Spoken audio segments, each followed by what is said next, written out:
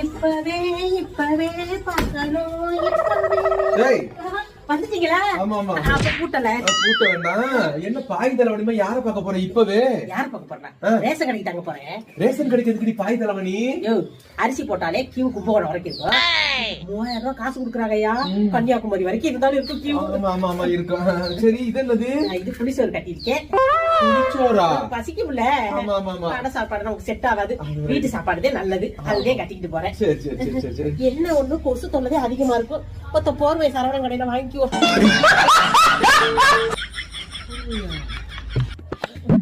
இந்த பாருங்க கூட்டம் எம்பிட்டு இருக்கோ தெரியல ரேஷன் கடையில. நான் வர முன்ன பின்ன ஆனாலும் பொங்கல் அன்னைக்கு வெறும் வாசல போடாம சின்ன பானையில சிக்கனமா 1.5 படி அரிசியை போட்டு பொங்கலை வச்சுடுங்க. வச்சுப்படு நீங்களே தின்றாம என் நினைப்பு எடுத்து கொஞ்சம் டப்பாவில போட்டு அரைச்சு கொடுத்து வச்சிருக்கேன்.